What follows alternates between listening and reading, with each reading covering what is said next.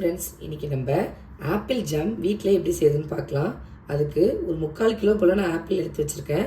இதை தோல் சீவிட்டு நம்ம சின்ன சின்னதாக கட் பண்ணி எடுத்துகிட்டு வந்துடலாம்.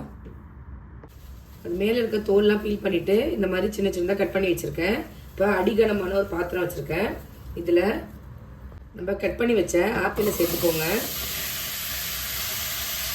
சேர்த்துட்டு இது மூழ்கிற அளவுக்கு கொஞ்சமாக தண்ணி சேர்த்துக்கோங்க. நிறைய சேர்த்துட வேண்டாம்.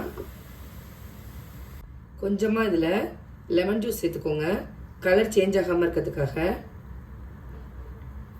சேர்த்துட்டு நல்லா மிக்ஸ் பண்ணிவிட்டு க்ளோஸ் பண்ணி வச்சுருங்க. இது நல்லா வேகட்டும். இப்போ இந்த அளவுக்கு இது வெந்தால் போதும். ஒரு 5 மினிட்ஸ் வெந்துச்சுன்னா போதும். இப்போ இதை ஆறுனதுக்கு அப்புறமா நம்ம மிக்ஸி ஜாரில் சேர்த்து அரைச்சிக்கலாம். ஆறட்டும். நான் ஸ்டவ்வை ஆஃப் பண்ணிட்டேன். பாருங்கள், ஆறுனதுக்கு அப்புறமா நான் மிக்ஸி ஜாரில் சேர்த்து இந்த மாதிரி அரைச்சி எடுத்துகிட்டு வந்திருக்கேன். இப்போ இதை அதே பாத்திரத்தில் சேர்த்துக்கலாம்.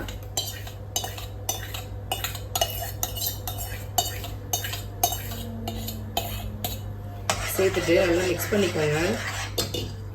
இப்போ இதில் நம்ம சுகர் சேர்க்கணும். நான் இன்னைக்கு ஒயிட் சுகர் தான் எடுத்திருக்கேன். நம்ம ஆப்பிளோட டேஸ்ட்டை பொறுத்து தான் நம்ம சுகர் சேர்க்கணும். இது லைட்டாக புளிப்பு சுவை இருக்குது, அதனால் நான் 1 கப் அளவு சுகர் சேர்த்துக்கிறேன். உங்களுக்கு வேணும் அப்படின்னா இன்னும் கொஞ்சம் கூட நீங்கள் சேர்த்துக்கலாம். ஆப்பிள்லேயே இனிப்பு சுவை இருந்துச்சு, அதிகமாக இருந்துச்சு அப்படின்னா நீங்கள் சுகரை கம்மி பண்ணிக்கோங்க. ஒயிட் சுகருக்கு பதிலாக ப்ரௌன் சுகர் கூட சேர்க்கலாம். நான் இன்றைக்கி ஒயிட் சுகர் தான் எடுத்திருக்கேன்.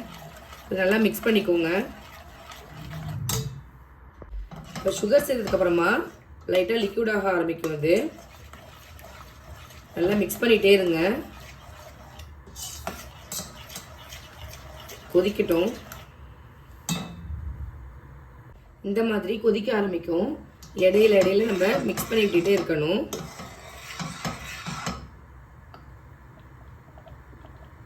பாருங்க, நல்லா கொதிக்க ஆரம்பிச்சிட்டு கையில் தெளிக்கிற மாதிரி தான் இருக்கும். கேர்ஃபுல்லாக தான் ஹேண்டில் பண்ணணும். அடுப்பை லோ டு மீடியம் ஃப்ளேம்லேயே வச்சுட்டு இந்த மாதிரி மிக்ஸ் பண்ணி விட்டுட்டே இருங்க. கொஞ்சம் இந்த மாதிரி நீட்டாக இருக்க மாதிரி கரண்டியாக யூஸ் பண்ணுங்கள். அப்போ தான் கையில் தெளிக்காது.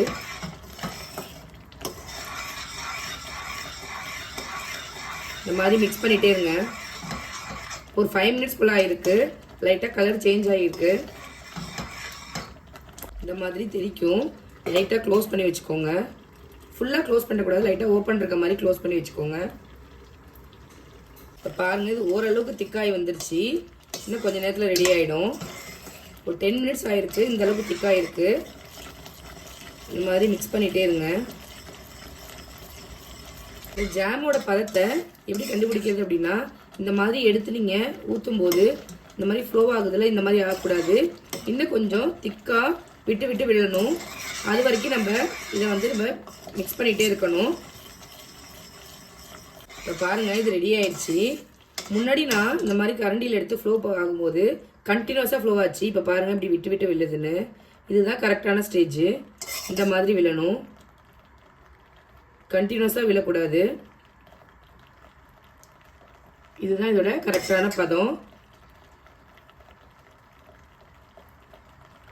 இதில் நம்ம எந்த வித ப்ரிசர்வேட்டிவும் யூஸ் பண்ணல. ஸோ நீங்கள் ஃப்ரிட்ஜ்லேயே வச்சு யூஸ் பண்ணாலும் இதை ஒரு 1 வீக்குள்ளே நீங்கள் யூஸ் பண்ணிடணும். அவ்வளோதான், சூப்பரான ஆப்பிள் ஜாம் ரெடி. இது ஒரு கிளாஸ் கண்டெய்னருக்கு மாற்றி வச்சுருங்க.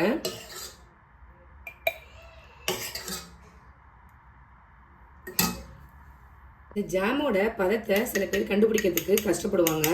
அதுக்கு இந்த மாதிரி ஒரு ஸ்பூனை ஜாமில், நீங்கள் செஞ்ச ஜாமில் இன்சர்ட் பண்ணும்போது அது ஃபுல்லாக கோட்டாகி வரணும். இங்கே பாருங்கள், இந்த மாதிரி கோட்டாகி வரணும். இப்போ இந்த ஸ்பூனில் எந்த ஜாமுமே இல்லை. நான் இன்சர்ட் பண்ணுறேன்.